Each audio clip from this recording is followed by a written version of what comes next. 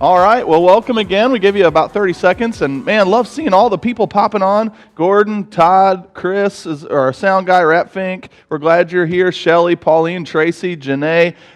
Man, we are so excited that you're here. We've been blown away by the response of not just Living Hope Church, but the church in general. People just pursuing faith conversations has been awesome.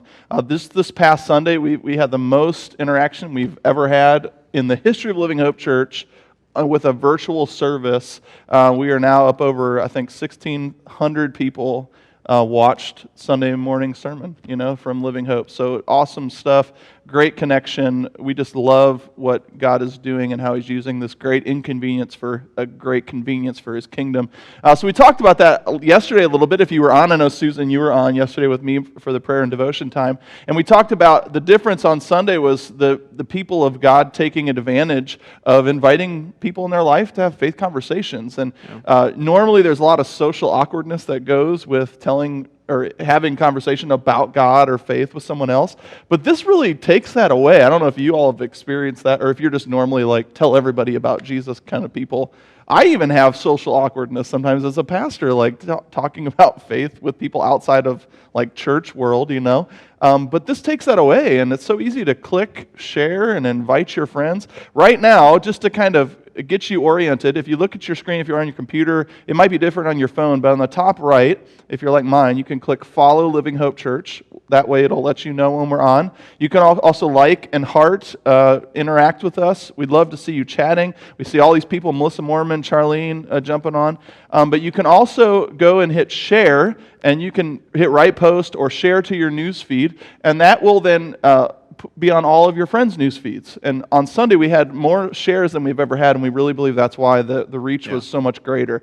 So we had about 20 shares. And I said on yesterday, imagine what if all 150 adults that call Living Hope Church their regular home shared this interaction, this faith conversation with people. Imagine the reach we could have with people who need hope desperately during this time. So I want to encourage you tonight, right now, click share. And you can also, if you're like my screen, there's a little head icon up there with a plus sign. You can actually go and invite your individual friends, which I'm going to do here in a second once these guys start introducing themselves. But anyway, we just wanted to kind of touch base with that stuff. A great opportunity to not only care for others in our local community, but also share the hope of Christ. And we're so glad to be back. I had allergies, but it made me a little nervous, so we kind of did a stay-at-home thing and feeling great now. So thankful that I was just stuffed up like everybody else in Ohio right now. It feels good to be back in the building. I don't know if maybe that gives you comfort. You see our space. The day is coming when we will meet again. We just posted today kind of an update about our Easter services. We're so excited. This is Easter week, Holy Week. We put out some resources for Good Friday. We're not going to have an online. We have all kinds of online services. We're not going to do one for Good Friday. We want to encourage you, spend Good Friday with your family. We put out a PDF about in-home Stations of the Cross activity. So I want to really encourage you, get that PDF, get it on your phone or whatever, and go through it as a family. What a sacred time to really think about, talk with your kids about what Christ accomplished on the cross. And as we enter in and lean into like the darkness of Good Friday, we look forward to the hope of Easter Sunday, which will be different than probably we've ever experienced as a people. Easter Sunday will not be here on this location, but we will celebrate nonetheless. And I want to remind you tonight, I've been talking with all of the people that I connect with, that we are resurrection people, right, as followers of Jesus. So Easter is a day that brings that all into focus, and it's meant to have us live in this rhythm of connecting with what Christ accomplished on the cross. But as Jesus followers, we are resurrection people. That means every day for us is Easter Sunday. We celebrate. So we will celebrate on Sunday, but we as a church are going to go all out for the first time we're back gathering. So we want to put that on your calendar whenever Jesus knows when it is. We don't know yet, but when the day comes where we're going to gather again. I can't talk. We want you to know we are going to celebrate Resurrection Sunday that Sunday, and begin now. Like the people that you're inviting, connecting with in relationship, we hope that on that Sunday we get to gather again here in the building, we will not have enough room for everybody. I'm just believing that God's doing a wonderful thing. So thank you so much for coming. Ruseka, I don't know who you are, but I'm glad you're joining us. Thanks for being here. Grateful that you're here with us. Susie, sweet Susie Q, good to see you tonight. Holly Presley, Jennifer, Angie Shockley. And this is, if you're new to Living Hope Online, this is kind of how this is going to go. We're going to have some conversation, faith conversation. So we're going to share, sort of like a message. I'm going to share from my heart, talk about something about the Scriptures that will help focus our hearts in on who God is and how He relates to us. But we're going to do that in the context of conversation with these fine folks and with you. So we'd love for you to chat online, get on here and let us know what you're thinking and feeling, and we're going to try to engage real time with you in the conversation. So we're going to do some introductions. We have Chris Rogers back in the soundboard. Everybody give it up. Give me a heart if you love the people behind the scenes making sure this happens. Also, folks like Janae Kammer, like Pastor Carey, Pastor Charlene, who are on here, the folks of our staff teams who are all behind the scene folks making this stuff happen. Charles, Bonnie Kammer, all of those folks. Give them a love right now. Click love, click the heart, let them know that you love them, that you're thinking about them. And why don't we just introduce yourselves, and then we'll get started with our conversation today. Go ahead. Hi, good evening, everybody. My name is Susan. Susan. And I'm Justin. That went really short, quick. I was short going to go I invite some people as you talked, but I know something about me, don't or? have time now. How was your week, guys? How was your week? Justin, Susan, how was your week?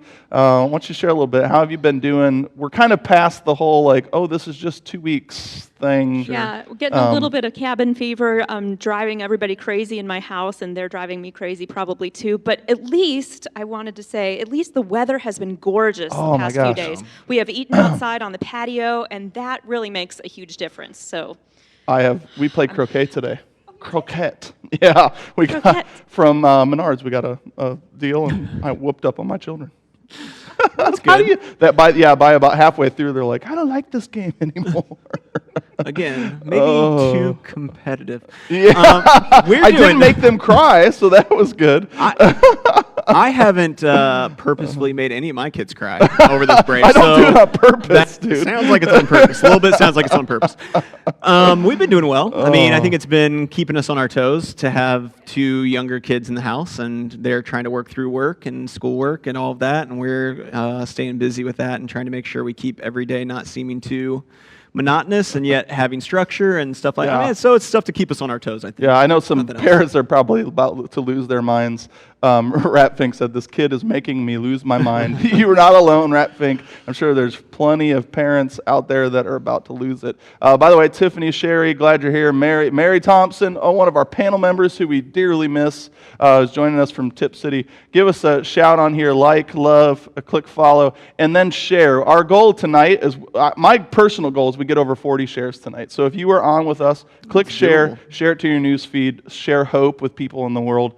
And yeah, we want to just get to know each other a little bit, and we really feel like it's important to authentically connect during this kind of thing. And I thought what better way to do that than to have a little fun activity to get us started. So our teen group, which has been meeting on Sunday nights, which has been awesome. Pastor Matt has been doing great. And we want you to participate. Meeting via Zoom, I should say. Via Zoom. They're not meeting in person, yes. But they did this activity where they shared 3 things about themselves. So we want to get to know one another tonight. But one of them will not be true. And then you have to try to guess the one that's not true, okay? So what I want you to do online is just do 1, 2, 3 about yourself, and we'll kind of have some fun and share what one's not true. But then we're going to do that together, and online you can get on and try to vote which one is the lie. So I'm going to go first, and you guys be thinking, okay? No, so good. We'll do them one at a time. We'll do me first, and then online you can kind of vote. Just tell me write the number that you think is the one that is not true about me. Okay, are you ready? Yeah.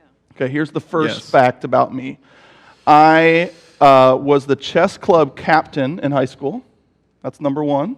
Okay. Number 2 is I'm extremely flexible. And number 3 is I played Friedrich in the Sound of Music play in high school. Jeez.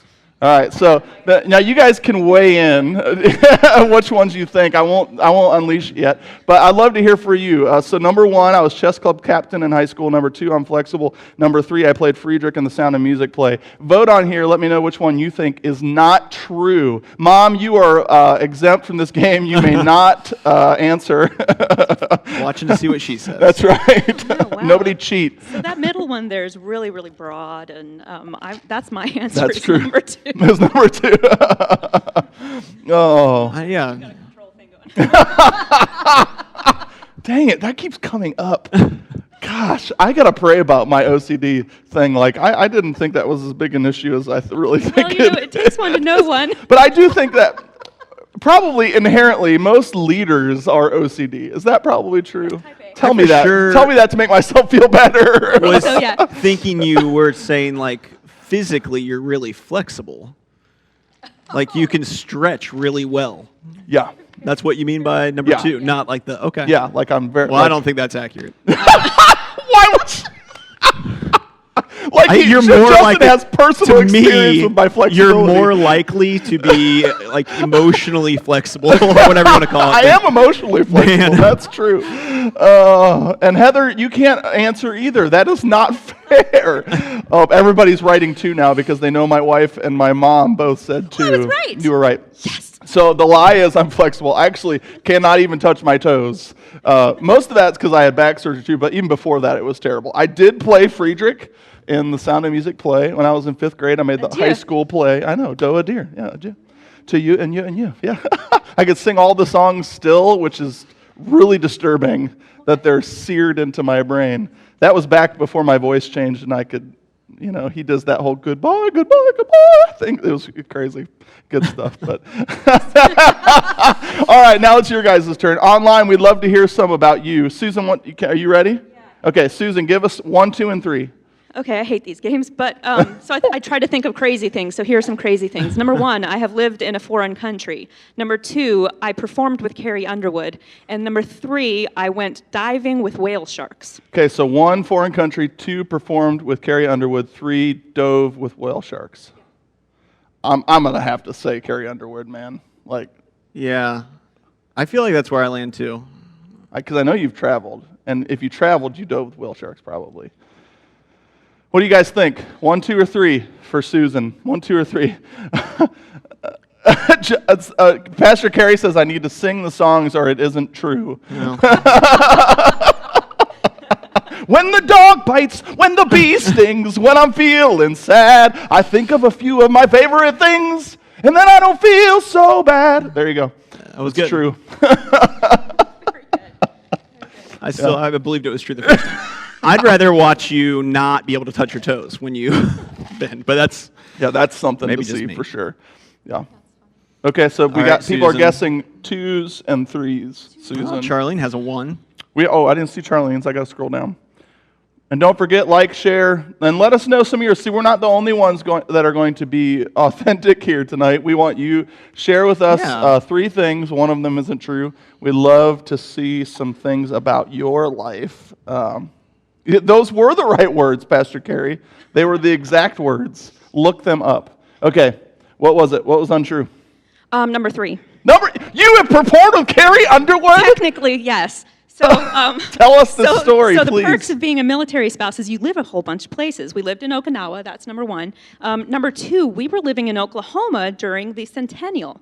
And so Carrie Underwood and Vince Gill and all these artists come, and so I'm with a choir that was technically up in the rafters and not actually seen by anybody, but we sang the same song. With Carrie Underwood. That is really cool. I never saw her. Yeah, so you've never swam with whale sharks? I never dove with whale sharks. Dove. No. Thomas is the scuba diver, not me. Gotcha. Never dove. He did it, but Very cool. Huh. Well, cool. All right, Justin, round us out, man. And All come right. on online. Tell me what you think. Something about you. Give us 3 things. We got to. All right. I'm not going to call you wimps online, but Well, you should tell us. but another something way, about maybe yourself. you are. I would say 1, I'm really flexible. 2, I once had to lay gas line in Venezuela. And 3, I once ripped my pants in a really high thigh kind of area at work and just rode out the day that way. So 1, you're flexible. Yeah. 2, what was 2? Laying gas line in Laying Venezuela. gas line in Venezuela. And 3, you ripped your pants and rode it out. Yeah, real high. So The real high part's important, I feel like, to that. Oh. My mom just wrote on here 3 things, and they were all about people she dated. I don't know how to feel about that. Yeah, my mom said, "Bonnie that's Gibson, an interesting way to take it. I dated a guy who sky jumped. I dated a cop, and I dated a pastor." That's interesting. A cop and a pastor may have sky jumped too. That's true. That's true. Yeah. Okay, Justin. Okay, who wants to vote on Justin's? We I got know. flexible Mine's not, gas line is number 2, and number 3 is the pants ripping. Pants My first ripping. inclination is Venezuela, but that's just crazy enough that to be true. Yeah, I think that's That's true. yeah. pretty specific. And I could definitely That's see you specific. ripping your pants and just riding with it, like going to town. So you're not flexible either then. Yeah, but I could see you being flexible too for some reason. You just look like a flexible dude. I know, don't I? Yeah, like stretchy. I know. I'm not like I don't look stretchy. You look stretchy. I'm frequently described as stretchy. People, that's one of the What do you common think, ways everybody? that What about people, Justin? describe me. Nobody is voting on Justin. I don't know No. what that says about you, Justin. I tell you what it Come says. on, give Justin some is love. It's too impossible to tell. Give Justin some love. 1, 2, or Those 3 are for really Justin. hard We're ones almost to done with this answer. game, we promise. And then Bonnie, you got to tell us which one is true, which one is not true about you. Nobody's voting on you either. So vote on Justin. Now, Charlene says 2 is false. Venezuela. Yeah, that's the gas Yeah. line. I'm gonna have to say Venezuela too. All right. But he mission tripped though. That could be Yeah. a mission trip. That is. It's true. Let's do the tear then. Up high, because You you got said you the rode tear? it throughout the day. I don't Most know. people Yeah. are. You We would've got gone 2 and that changed. said number 2 for you, Justin. Yeah. No, What- it's the first one. I'm not really flexible. He's not flexible Yeah. either. Hey, Turns out I feel like we are more all my deeply- stretchy look Melissa, is just for show. Your It's son not. said There's number not 3. in practice. Your son said number 3 was false. Did he? Apparently, you need to go home and let him know like how to write it That out. was son. that was a couple Son, years ago. If you ever rip your pants, He was too young. He wouldn't have remembered. let me tell you how to make that turn out for your good. I think I stapled him. Pastor carries 2 truths and a lie. I have 3 kidneys. I have never left the country, and I played House of the Rising Sun on my saxophone on TV. That's amazing. 3 kidneys. 2. Here's Rat Fink. I learned to sing with bluegrass. I can only cry out of one eye, and I'm naturally blonde. Mary Thompson. I traveled abroad. Great pianist, and once had a dog named Susie Wong. Heather, my wife, said Boomer Esiason said we could call him Uncle Boomer. I played basketball with some of the Bengals, and I broke my nose playing softball. Those are all tough Mary's a ones. great pianist. She needs to join the worship band. Mary is a great pianist. And she may say she's not, but she is a good pianist. I'm going to guess Susie Wong for you, Mary. Rat Fink, I'm going to say naturally blonde for you. I think And right out of Heather, line. Yeah. I think I know this because I know you broke your nose, and I know that you play basketball with some of the Bengals, but that confuses me because I could see Boomer Esiason saying you call him. I think I remember you telling me a story about band camp once where he said that. I'm going to say number 2 for you, Heather. So you disqualified her, but I did. Yeah, that's and true. You Payback. went really Payback. Boy, I just landed that one, didn't I? That was good. I'm really interested if you can only cry out of one eye. yeah. Yeah. So It's a surgery thing. So in the end, Rat Fink, so everybody give us your answers. Everybody tell us your answers. Mary, Rat Fink, Pastor Carrie, and Heather, tell us your answers. And then we're going to kind of move on with our conversation. This has been good. Been interesting. So here's what I want you to think about as they're going to type in what their answer is. And by the way, we're up to about 12 shares. So That's good. Yeah, that's awesome. Keep going. If you're on today, share that sucker. We're trying to get to, what did I say, 25? Did I say 40? He said well, 40. We're going to hope for Ambitious. 25. Let's get to 25. We'll call it out today. But share hope with others. My mom dated a pastor. Well, say the one. Oh, that's the one that's not true. She dated a pastor. Carrie's is number 3 is not true. Which was, I think that's the Rising Sun one. oh, yeah, that was. Yeah, on our saxophone. Let's see. Rat Fink is Naturally naturally brown. brown, That's not what I kinda naturally. So she figured. only cries out of one eye. I know. That is really interesting, Rat Fink. Still Oh, interesting. Heather messed up. She forgot to change the sport she broke her nose playing. So they were all all true? Yes, they were all true. Heather, well Cannot played. tell a lie.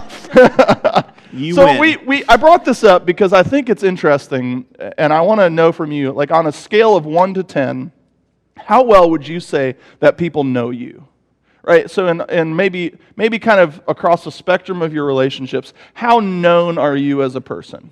Right? On a scale of 1 to 10. Because I think it's interesting how we perceive what people know about us. And by known, I mean like really know you. Like know you well enough to know which one of those was a lie. Or to know you well enough to know like what's going on in your life. And I think this whole thing we've been through as a people has really exposed how deep or not deep our relationships are. I think it was Pastor Charlene that mentioned to me, we were talking a couple weeks ago about how you're doing, and she's made a comment about her phone not ringing that kind of like pricked the back of my mind, and I thought to myself, I wonder how many people are now separated from just normal interactive relationship where they're realizing I don't have the friendships or relationships that I thought I had, and what does that do to us? So I kind of want to just talk about relationships tonight, and how well we're known, and how does that relate to, being in relationship with others and with God, and how that impacts all of that. But on a scale of 1 to 10, I'd love to hear from you tonight.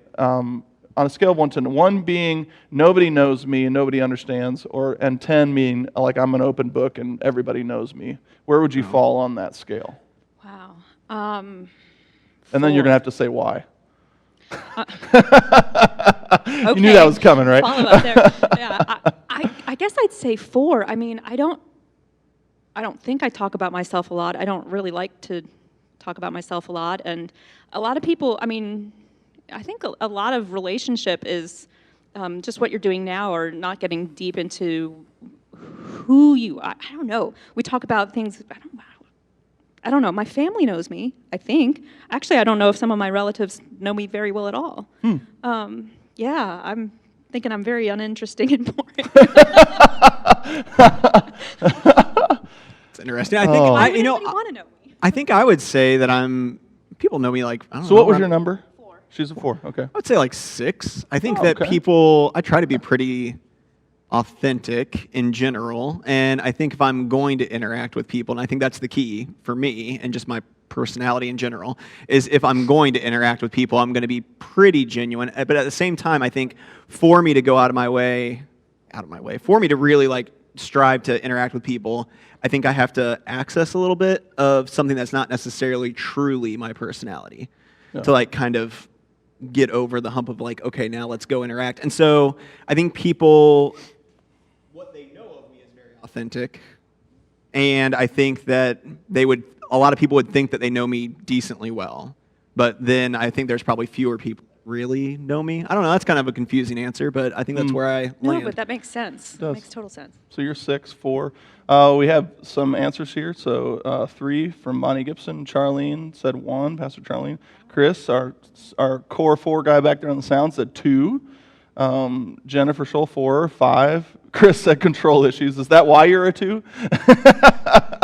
Pastor Carey said, I'm an open book about things people don't want to know, and a closed book about things I probably should share. Well, that's an interesting answer. That is really interesting. Good. Rap Fink said, I would say the very few people I let get close to me probably know me at about 5.5 or 6.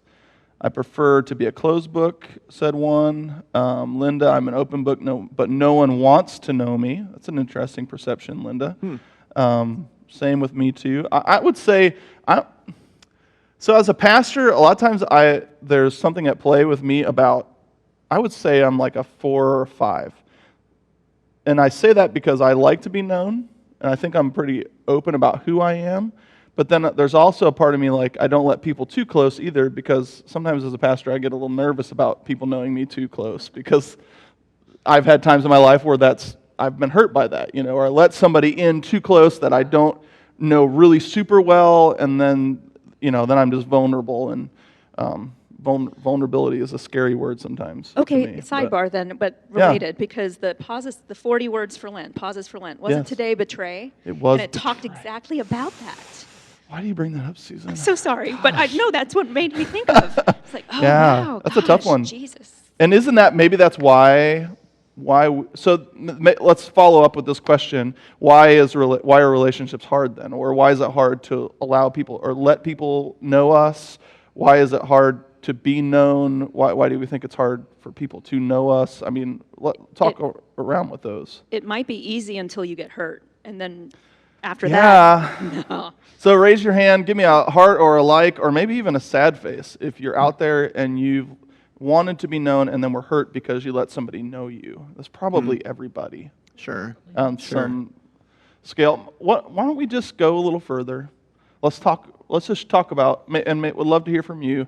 And remember, therapy is talking, and this is part of being known, right? And this is part of what we're going to talk about tonight, the importance of letting who we are out, and we're going to learn how we can know about ourselves. But it's sharing what's going on in our lives and what we've had go on in our lives. So why don't we talk about that? Maybe share a time where you have put yourself out there or let somebody know you and then you were hurt. Anybody want to share online? We'd love to hear from you. Chris Rogers just said, I've been hurt so many times. I hope not by me, buddy. I love you. I think even going back to your previous question a little bit, John, I think part of the reason that we struggle to want to be in relationship or that we are apprehensive to want to be in a relationship at times, really, again, and partly it's probably what I'm reading right now too, but I think there's a lot of that comes down to personality. So like there's always some kind of, I hate to say fear, but a little bit of a fear, but that might be different kinds of things. So for me, like I'm kind of aware that it takes a lot of my effort, a lot of my energy to go out there and be around people that I don't know well. And so for me, it's a little bit easier to just kind of be surface level and stay arm's length and then have a group of maybe a little bit closer friends that do know me really well and that check in and whatever and know but I think for other people, it could be, again, fear of anything. So for me, maybe fear of energy, if you want to call it that. But I think that there's a lot of different things, So fear of being hurt, potentially. I think maybe even just fear of being known a little bit keeps you from fear that. of being judged for who you really are. That's a big one. Fear of being judged for who you are. If you think back to when you were younger, like really, really young, and you put everything into something, whatever that is, whether you're drawing or singing or dancing or I don't know what, but you're really excited about something and you go out and do this and put 110% of your effort toward it, and it's very poorly received, or people just look at you as like, why would you do that? Or I didn't really want to know you in the first place, right? It's like middle school awkwardness. And I think people then become very apprehensive about being fully out there. Right, and I think that continues to speak to this. We're afraid of the response, right? That we aren't really worth knowing. Maybe that's a fear that's really deep inside there. Is the danger of being known is that somebody's going to just validate for us what we think we already know, is that I'm not worth knowing. Linda Davidson mentioned that on there. I'm just not, and that's hard stuff, man. Like. Rat Fink shared on here, being a disabled person, I literally have a text saved in my phone that I send people that I'm just explaining physical problems I have since surgery to give them the chance to continue talking to me or walk away, because I've had so many people walk away after finding that out about myself. Thanks for sharing that, Rat Fink. It's good stuff. For sharing. If you're just joining us, I see some people just dropped on. Sabrina, thanks for joining us. We're talking about relationships tonight. How well do we think people know us, and why is it hard to be known? It brings to mind just a story. Maybe you've heard it in Scripture, but there was a woman who had a bleeding disorder in the Scriptures, and she had heard about Jesus coming to town and that Jesus was doing miraculous healing. So it's a huge crowd around Jesus, and this is the Pastor John summary of the story. Pastor Carey, you can actually post go to Google for me and post the link on here for folks. But the story was all about this woman. She had a bleeding problem which made her unclean, made her be, in that day and age in Israel, if you had things like that going on, you weren't allowed to be in close proximity. Actually, you were forced, social distancing was like a real thing. For her, she wasn't allowed to be in relationship with people because she was unclean. And it very much represented, for me, this whole distance that's created in our lives when we perceive something about us is not worth being known or being seen, right? And we have this whole scene where she knows Jesus is coming, he's healing, and what comes out of her response is that she just desperately wants to be healed, desperately wants to be known, but doesn't think that she's worth enough to go and talk to Jesus. So she trails him in this huge crowd, and what she does is she just reaches through and just wants to grab the hem of his garment and dives through. And if you go and read the story, Pastor Carey will put it on here, but she's healed by the power of Christ. And Jesus, I think he knows more than he's letting on here, but he feels power leave him. I think he's aware of this woman and aware of more going on in this woman's life than just her needing to be healed.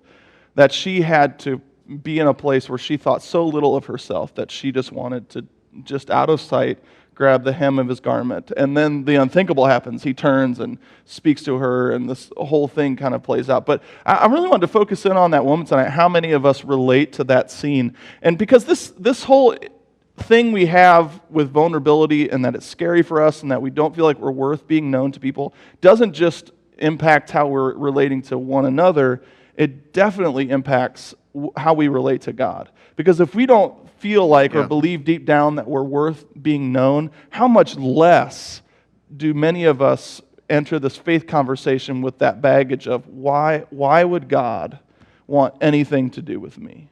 Yeah. I wonder if you could relate with that woman in that story and that feeling of like, why would God want anything to do with me? Sure. It almost makes me think of the movie, the Rudolph movie, the Isle of Misfit Toys. Like we all just belong there, and because nobody wants to see us or know us, and even less God would want anything to do with us there. Well, and Pauline had said a minute or two ago, having authentic relationships with others also leaves you vulnerable to see your true self through them.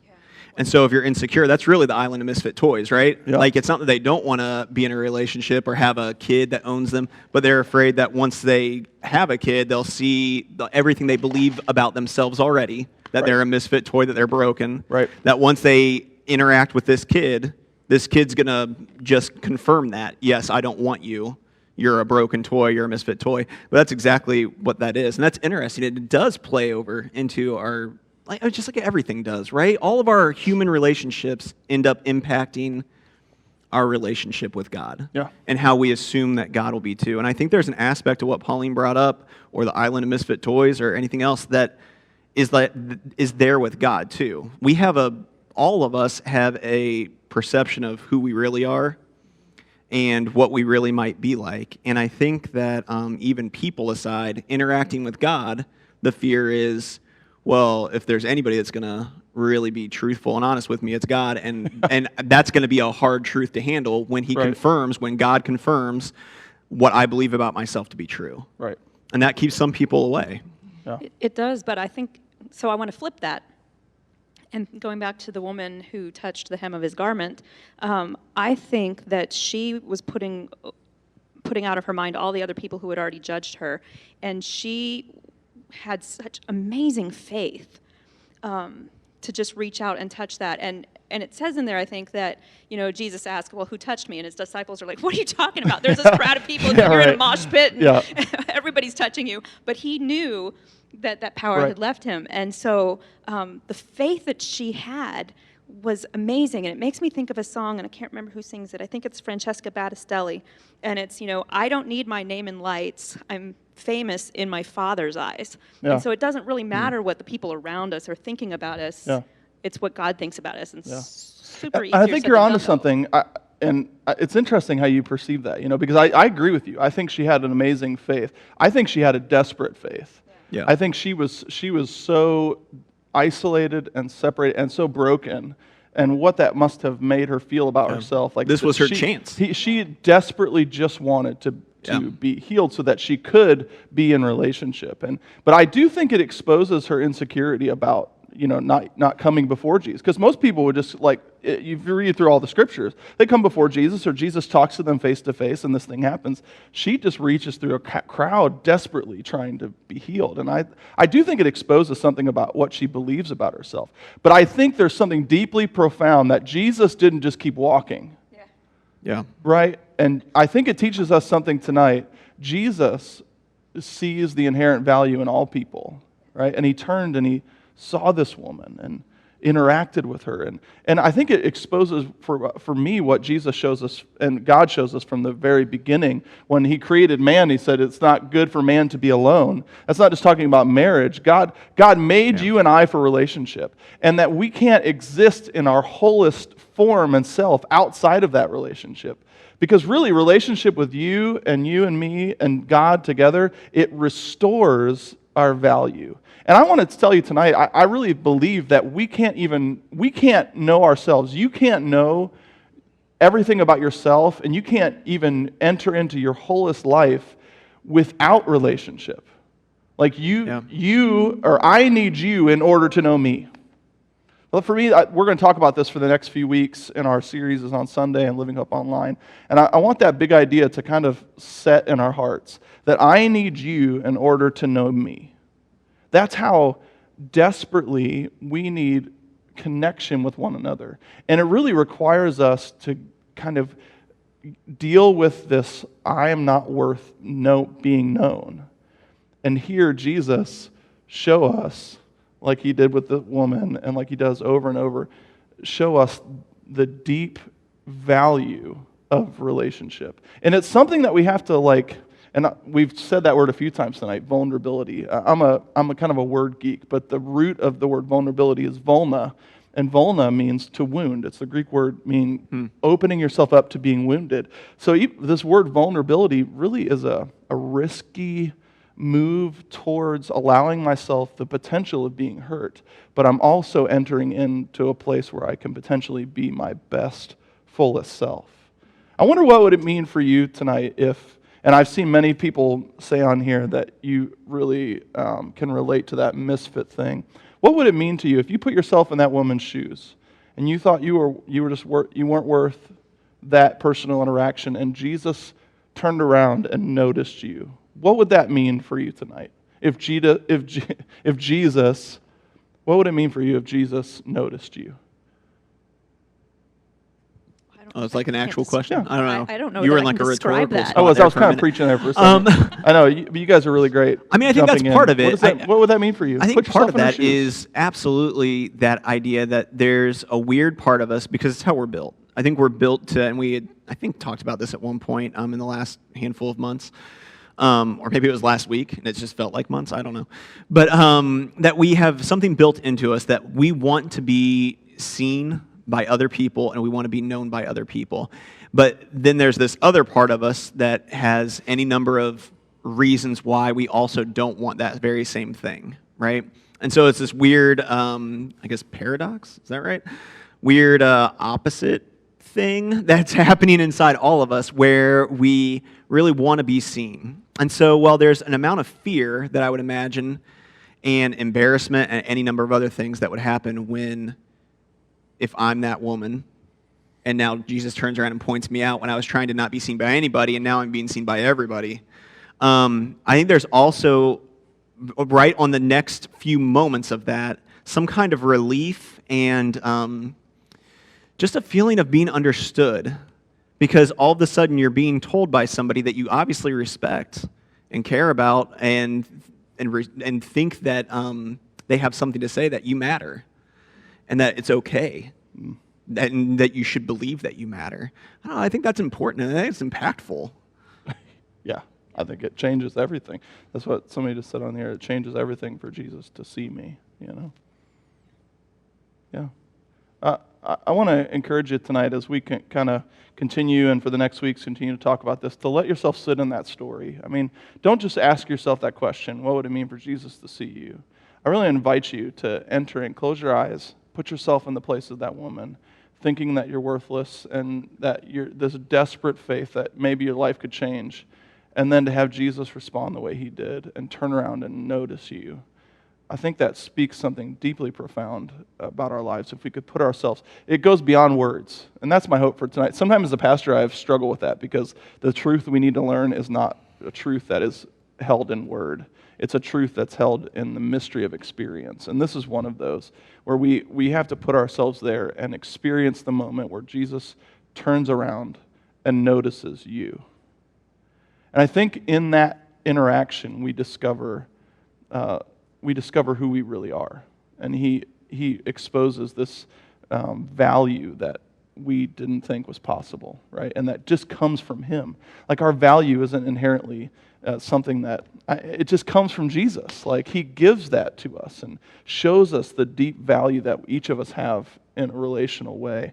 And then he does this really cool thing, and every kind of biblical principle that God ever gives to us always kind of moves in this circular way, where we experience some deep truth and we're transformed by it, and then he invites us to give it to someone else. Yeah. And that's really what I wanted to kind of launch out tonight. We've done a lot of thinking and praying, and we've been so excited about the response and how, and not just at Living Hope, but churches all across America are experiencing this faith revival, I believe, and people wanting to engage in talks about God and what he's doing and all of this thing. And we've just been excited about all the opportunities that people are taking advantage of, and we want to invite you to the next step. And so it's kind of our You, Me, We series we're going to kind of be diving into the next few weeks with this big idea that I need you in order to know me. We want to provide you a next step to enter into relationships that can help put you in contact with that experience of Jesus telling you your worth and value. And we get it from others. We get it from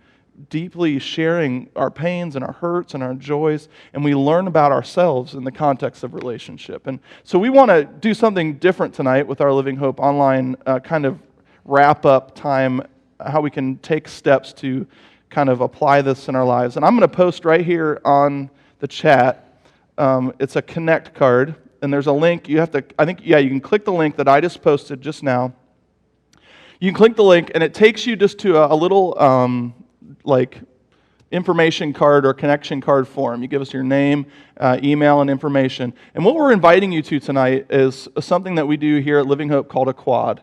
It's 4 people that get together and they just do discipleship. It's a fancy church word for real relationship, vulnerable relationship, where you get to know some smaller group on a smaller scale. You get to know some people very deeply. You get to pray for one another. And most importantly, you get to experience God speaking value into your life through those relationships. And so we want to invite you to go beyond just watching and engaging in the conversations on Wednesdays and Tuesdays and Thursdays and Sundays, but to give you an opportunity to enter into deeper discipleship.